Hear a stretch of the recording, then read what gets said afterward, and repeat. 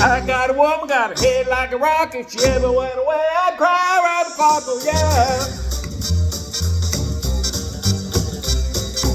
Hard-headed woman, been a thorn in the side of man. Yeah.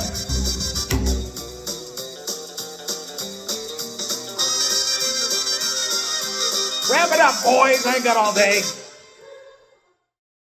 Who needs a clown suit or a banjo when you got an upright bass?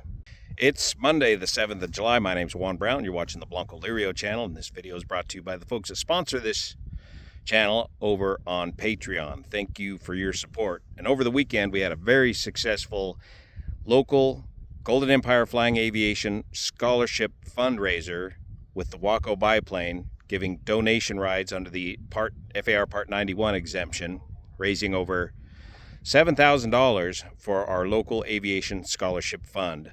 Thanks to everybody that helped support that event over the weekend.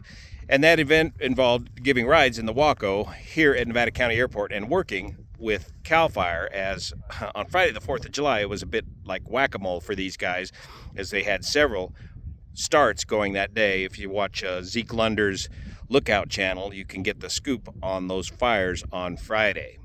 So flying out of Nevada County Airport means working with CAL FIRE, and there's some important things you need to understand. And recently, a big kerfuffle has started down at McClellan, which is also an air attack base, Sacramento, California, the old McClellan Air Force Base. VAS Aviation captured a kind of a long-winded radio exchange between some student training going on and a fire dispatch happening at the same time.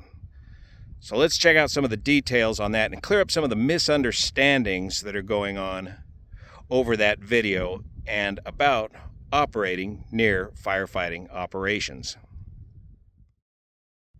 We'll start here at Nevada County Airport for an example. These tankers are based on this end of the airport. This is the tanker base. They do their retardant. They reload the retardant right here. The tanks are located right behind the airplanes.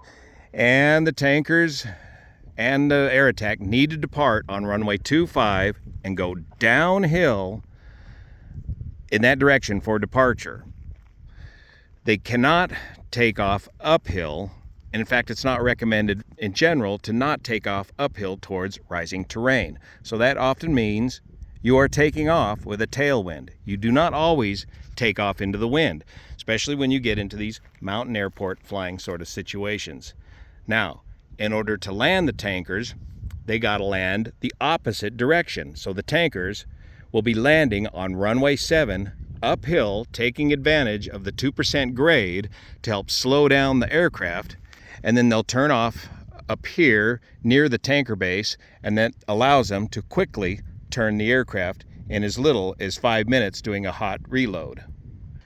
Now in the traffic pattern, that means most of us are still using runway 25, doing a downwind pattern, base and final, and landing on runway 25. Meanwhile, the tankers are doing an overhead pattern to runway 7, coming directly over the runway, pitching out, doing a left downwind for runway 7, and then landing on runway 7 and taxiing up to the tanker base. So sometimes there is opposite direction traffic flow. Oftentimes, folks will just get in line and go ahead and land on runway 7. This, too, may involve a tailwind, landing with a tailwind on runway 7. If you land with up to a 10-knot tailwind, the slope, 2% slope of the runway kind of negates the tailwind component. But the more important feature is the fact that the tanker base is located right here, and that gets the flow going of the aircraft and minimizes the turn time to get back to the fire. Now let's go back inside the Blancolirio Global World Headquarters and clear up some misconceptions about operations out of McClellan.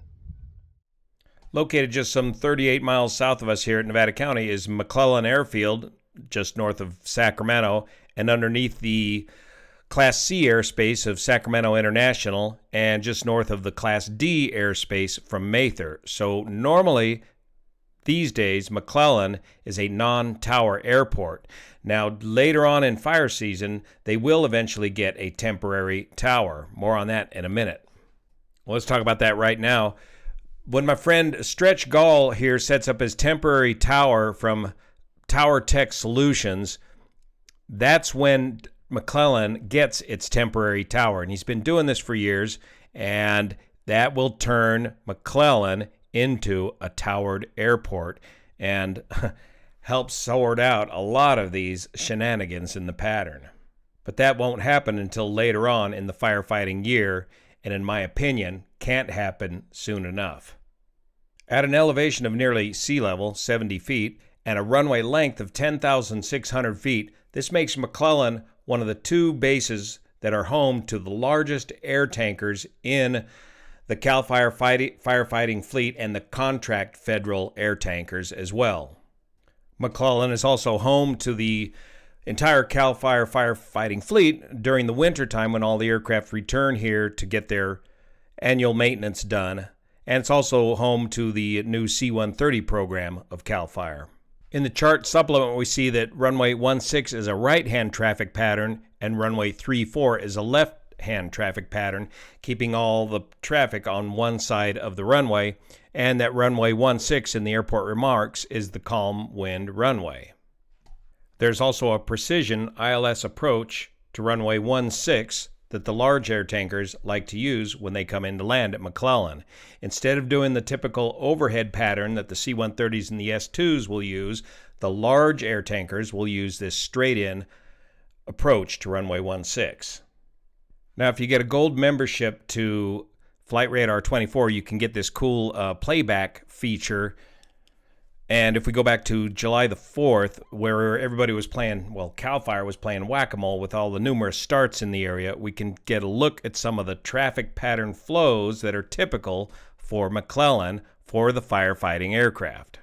So starting right out here at 21Z, we can see an S-2T departing runway 16 and doing a left turnout and heading directly towards a fire. Here we can see that same tanker returning to McClellan to do a midfield crosswind entry to the right pattern, runway 16. Here we can see tanker 138, a Coulson C-130, departing on runway 16 and doing a left turnout. And tanker 138 returns with a midfield right downwind entry to runway 16. Now here comes tanker 41, the BAE 146 from Neptune Aviation. That's the name of the company, not the name of the aircraft. Coming in on a straight-in ILS approach on into runway 16, and this is what the larger air tankers often like to do. And the point of all of this exercise is to demonstrate, to show you that departing on runway 16 and returning on runway 16 is the typical normal air tanker flow out of McClellan. And this normal flow is established because runway 16 is the calm wind runway, the normal runway at McClellan, and the air tanker base is located right here, kind of favoring the runway 16 end of the field, though the tankers could come in either direction and reload. The taxi distance may be a little shorter back out to runway 16 to head on out to the fire. But that's the normal flow of traffic for the air tankers out of McClellan until the winds really start picking up out of the north. Now, back on June 17th, the so-called Bonanza fire broke out, and it ended up burning about 180 acres with multiple areas evacuated and homes threatened. It started off of Bonanza Auto Road, located just east of McClellan, presumably from a car fire from this junkyard off of Bonanza Auto Road, burning up this chaparral in this area here. And at one point during the fire did reverse up or down the slope and began to threaten these homes located right here, evoking a rather large air response. And these homes were saved. Meanwhile, back at McClellan, this is what the air tanker pilots were dealing with on that day of the Bonanza fire, and this was captured by Victor at Vass Aviation. Please support his channel as he does a lot of important work for aviation safety, getting this information out to the rest of us. At the time of the incident, the winds were recorded at McClellan starting at 2315Z, variable at 4, gust 11 knots, so no particular direction. Then at 23:35, variable at 4, just variable at 4. And then 23:55, no particular direction, but gust to 10 knots. Waiting on the end of runway 34 is November 9752 Charlie, a student with her instructor, and they want to do pattern work on runway 34 because they feel that the winds are favoring runway 34. They're coming out of the north. Next is captured this ATC exchange between Tanker 122, the CAL FIRE, one of the new CAL FIRE C-130 air tankers, and 52 Charlie, the instructor in the Piper aircraft. The traffic that's trying to get out of here on that's holding short of 3-4, do you want us to let you out? No, I'm yielding to you because you're CAL FIRE, so you have priority, so I'm waiting until I can take off 3-4. Are you staying here, or are you departing the area? I'm staying in the pattern 3-4. Okay, great. CAL FIRE 122's line up and wait, runway 16 will be departing 16. Fire dispatch, left crosswind departure. Okay, so first of all, the first misconception I want to clear up here, unlike ambulances and cop cars and that sort of thing on the highway, air tanker traffic does not necessarily have priority. Air traffic is handled like any other air traffic with ATC. It is always a first come, first served sort of basis. Now again, this is a non-tower airport sort of situation, so the C-130 asks the instructor if she wants to take off on 3-4 before they blast off, and she says, no, you have priority, I'll wait here. Well, they don't really have priority, but it was courteous of her to wait for them to go. But she tells them she's going to stay in the pattern for runway 34, regardless of which direction the CAL FIRE operation is going to go. So the instructor starts her pattern on 3-4 there, is on the downwind, and the next two tankers go to launch from runway 16. Calling traffic tanker 83, Texas base runway 16. Clone. And McClellan tanker 160 behind 83 from the tanker base up to 16, McClellan. Traffic, Warrior 9752 Charlie, turning left base 3-4, McClellan traffic. Warrior 9752 Charlie, turning final 3-4, McClellan traffic. Calling traffic tanker 83, holding short 16.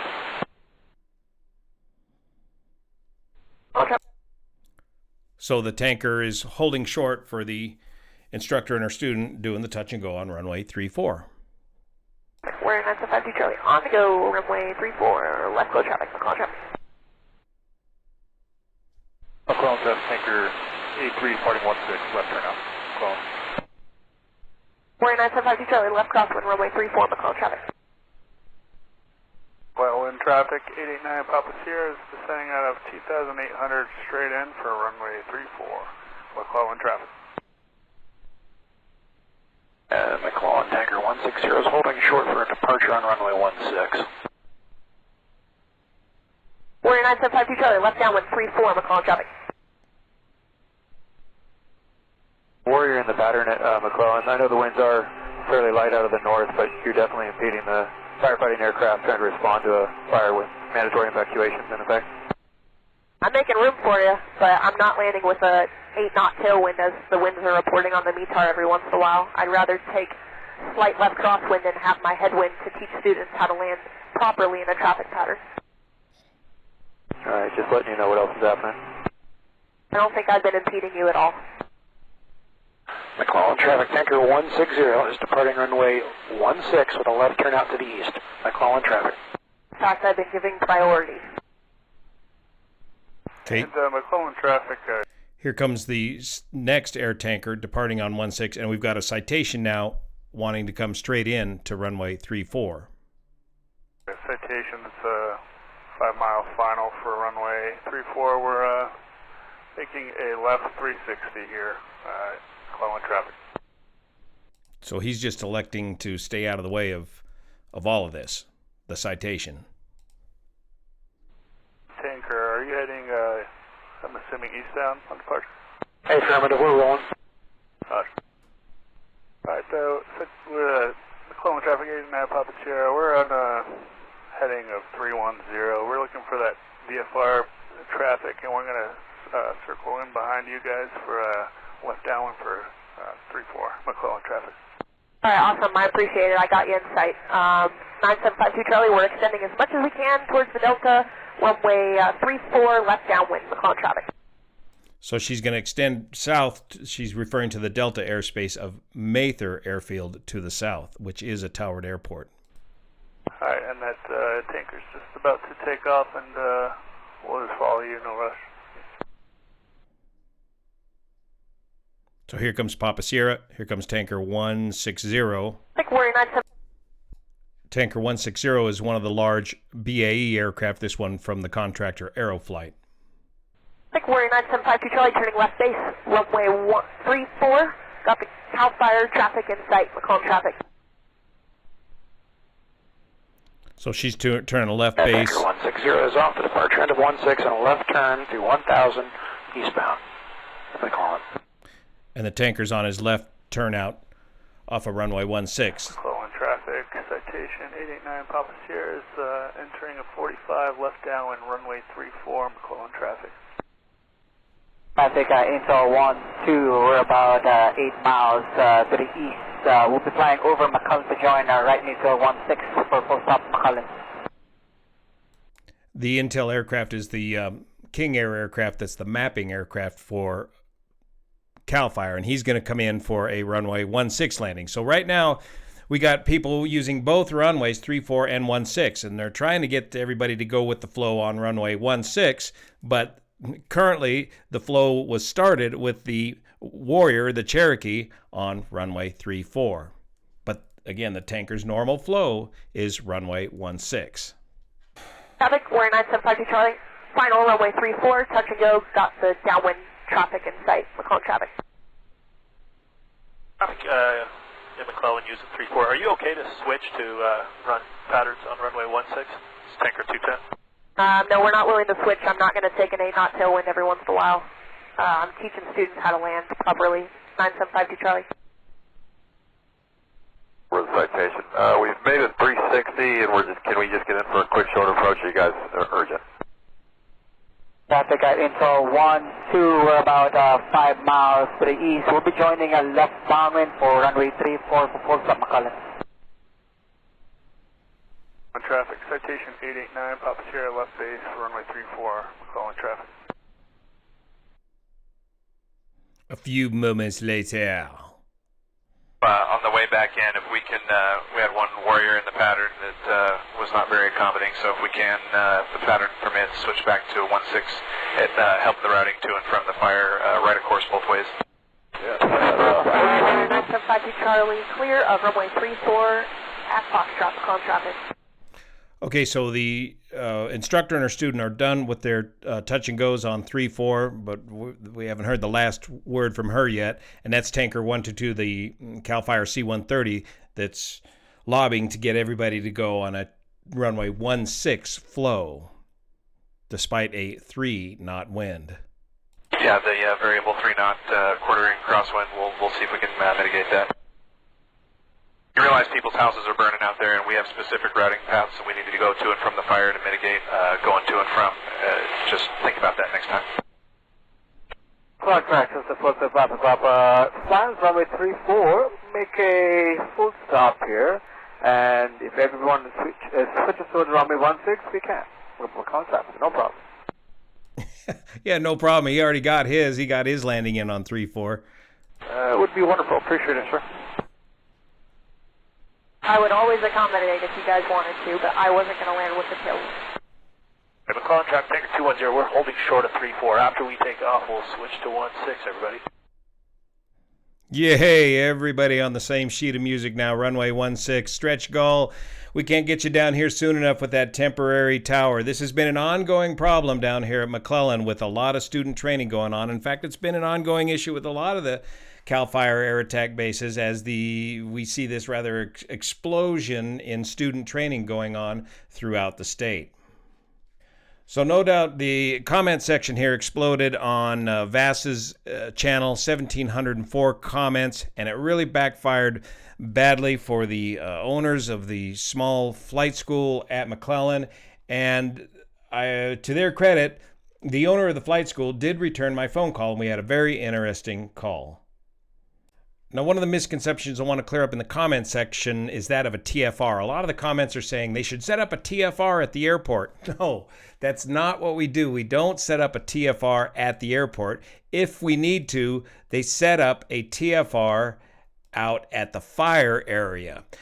I think what they're confusing is the term temporary tower. What we need here is the temporary tower set up at McClellan, not a TFR. So the flow they're trying to set up to the fire is a departure on runway 16, a left turnout, drop on the fire, and then a return at a different altitude for the landing on runway 16. So that keeps the departing aircraft and the returning aircraft separated from each other.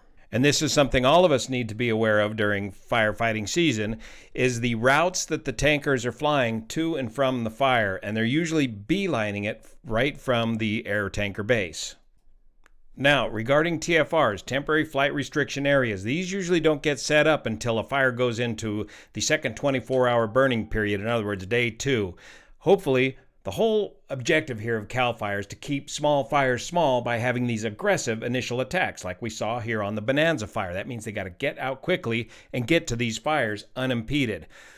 So these fires typically do not have a TFR set up yet, but they have developed a piece of airspace called a FTA, or fire traffic area, they want us all to adhere to. Now, these fires pop up very quickly, and there's no time for them to set this up in your airspace management system through the FAA and for it to pop up on FlightAware. It's just incumbent on channels like this to get this information to you, to know that when you see smoke out there, avoid the smoke. You got to avoid the smoke by at least 15 miles and let the air tanker activity operate out there unimpeded. And that includes you drone operators too. Did you see the latest word from the flooding in Texas there? Helicopter got whacked by a drone.